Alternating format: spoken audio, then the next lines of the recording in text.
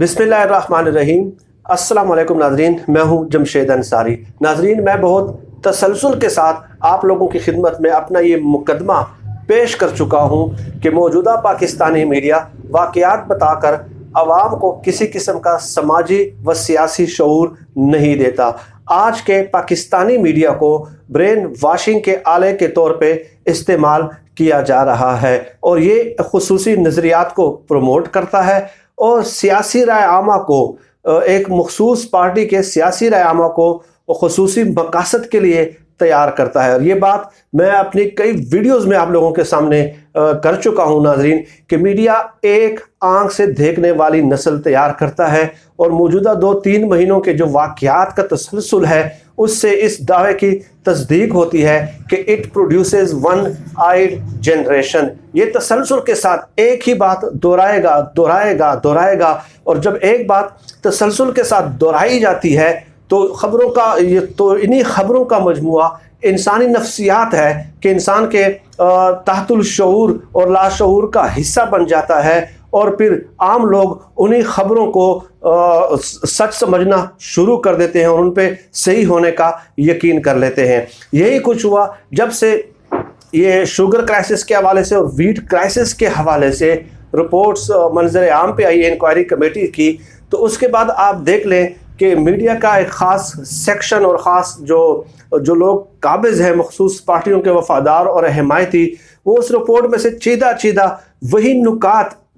वही नुकात हाईलाइट कर रहे हैं, पोर्ट्रे कर रहे हैं, रिफ्लेक्ट कर रहे हैं मीडिया स्क्रीन्स पे और ट्विटर सोशल मीडिया पे और अपने आर्टिकल्स में और अखबारात में जो इमरान खान साहब के ख़िलाफ़ है या जो तहरीक इंसाफ के ख़िलाफ़ है। लेकिन उन्हीं रिपोर्ट्स के वो हिस्से कभी भी आवाम के सामने नहीं लाए जाते जिससे ये साबित होता हो कि ये नाअहली जो है ज़्यादातर सूबों की भी है और जिन लोगों को ये बतौर हीरो आजकल प्रमोट कर रहे हैं सिंध हुकूमत को कि उन्होंने ये किया, उन्होंने वो किया। अगर उन्होंने कोई अच्छे काम किए हैं तो भाई हमारे पाकिस्तानी हैं, वहाँ भी हमारे पाकिस्तानी शहरी रहते हैं, हम ज़ाहिर है उनके अच्छे इक़दामात की बिल्कुल तारीफ़ करेंगे।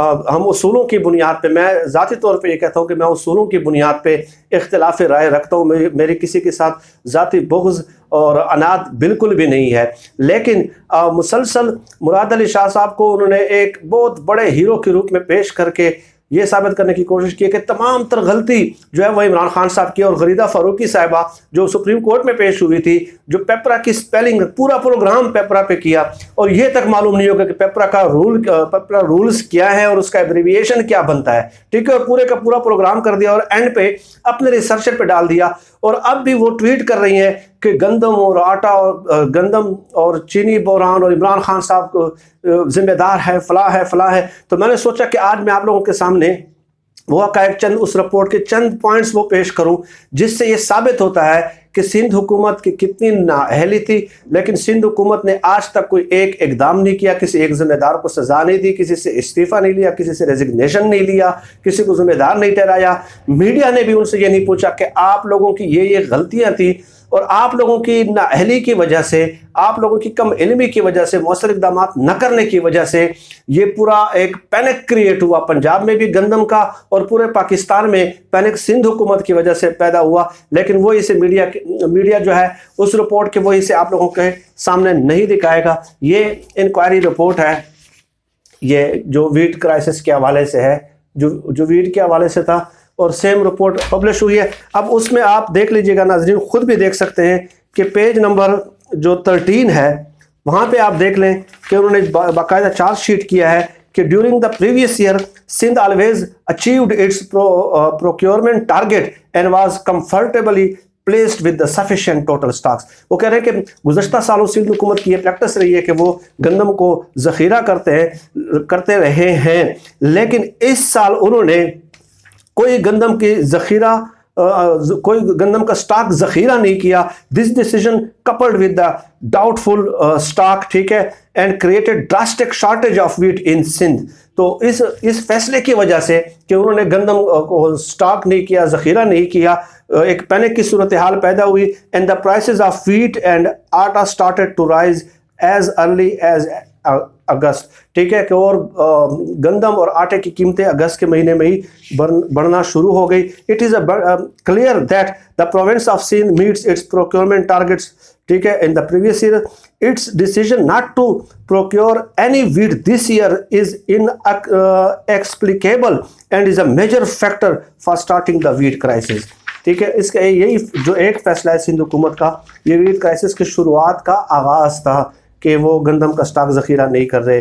अच्छा, अब आगे चलते हैं, पेज नंबर 14 पे वो लिखते हैं, as a result of poor stocks with the Sindh government the prices of wheat started increasing in the market and reached close to 4000 पर 100 किलोग्राम बैग इन अगस्त 2019। अगस्त 2019 में 100 किलोग्राम गंदम के जो कीमत थी वो 4000 रुपए हो गई।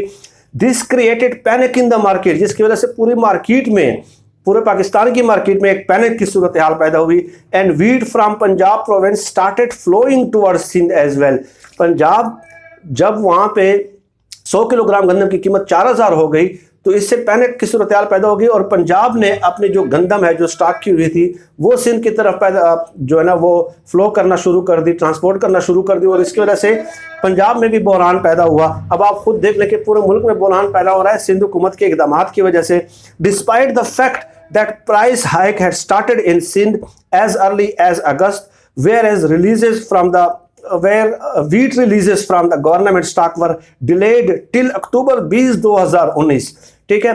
कहते इसके बावजूद भी, चले वो तो हो गया कि अगस्त में 100 किलोग्राम गंदम की कीमत 4000 हो गई, इसके बावजूद भी सिंध हुकूमत सोई रही और अक्टूबर 2019 तक जो थोड़ी बहुत गंदम पिछले सालों की उनके पास मौजूद थी वो भी रिलीज नहीं करते रहे। क्यों? And the price was left on the mercy of private suppliers who not only minted money but also created pressure on the wheat stocks of Punjab।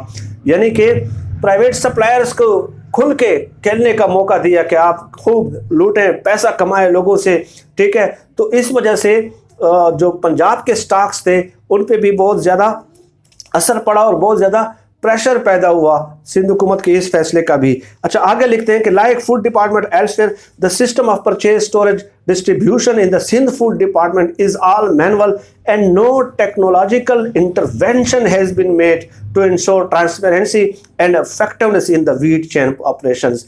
यानी कि कोई टेक्नोलॉजिकल कोई ऐसा मैकेनिज्म डेवलप नहीं किया गया कि जिसमें परचेज और स्टोरेज और डिस्ट्रीब्यूशन जो वीट की होती है थ्रू आउट द प्रोविंस, ठीक है, कि उसका बाकायदा एक रिकॉर्ड मुनज़्ज़म किया गया हो, ठीक है, मुरतब किया गया हो। कोई रिकॉर्ड ही सिंध हुकूमत ने मुरतब नहीं किया। तो इससे क्या होता है कि this shows a clear lack of interest in wheat stocks management that consequently provides an opportunity for malpractices, ठीक है। कहते हैं इससे वाज़ेह ज़ाहिर होता है कि सिंध हुकूमत कितनी संजीदा है इक़दाम लेने में, वीट स्टॉक मैनेजमेंट के हवाले से इक़दाम लेने में। अब आप मुझे बताएं कि ये जो जर्नलिस्ट हैं इमरान खान साहब से जो इस्तीफ़ा मांगते हैं, ये प्रोविंशियल सब्जेक्ट था, ठीक है, और प्रोविंशियल गवर्नमेंट ने, जैसे कि मैंने आपको बताया, ये 4-5 इक़दाम मैंने बता दिए कि सिंध हुकूमत ने नहीं किए, और कैसे सिंध हुकूमत की कम अहलमी गफलत की वजह से पूरे पंजाब के स्टॉक्स पे प्रेशर पड़ा, ठीक है, और पूरे मुल्क में एक क्राइसिस की सिचुएशन पैदा हो गई। तो ये इक़दाम क्या इमरान खान साहब ने करने थे?